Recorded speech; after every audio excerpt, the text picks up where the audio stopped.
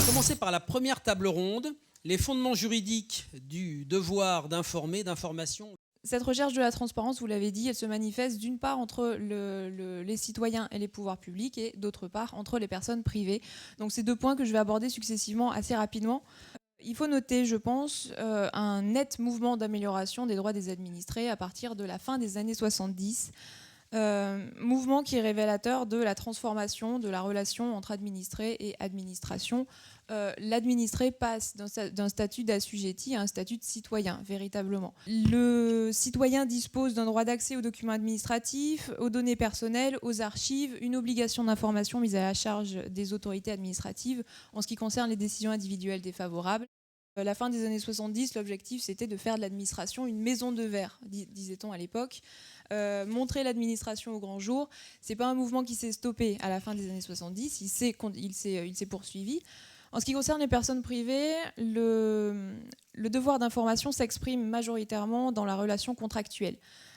D'une manière générale, pour conclure un contrat, le consentement doit être libre et éclairé, ce qui signifie un consentement, une personne qui est informée.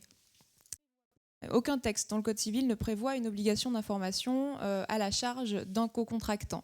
Néanmoins, l'information reste importante puisque si le consentement n'est pas libre et éclairé, le contrat peut être annulé, soit sur le fondement de l'erreur, soit sur le fondement du dol avec les articles 1110 et 1116 du Code civil. Quand on parle en général du devoir d'informer, on pense au droit de la consommation, c'est vraiment quelque chose d'important au droit de la conso, à tel point que le Code s'ouvre sur une section qui s'intitule « Obligation générale d'information précontractuelle ». Donc c'est le premier texte du Code de la consommation qui impose de manière générale une obligation d'informer à la charge du professionnel.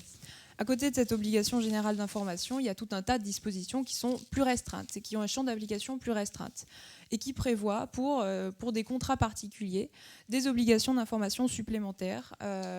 On peut citer par exemple le contrat de prêt, on peut citer le contrat d'électricité, on trouve même des dispositions spécifiques aux contrats conclus dans les foires et salons ou les contrats d'achat de métaux précieux.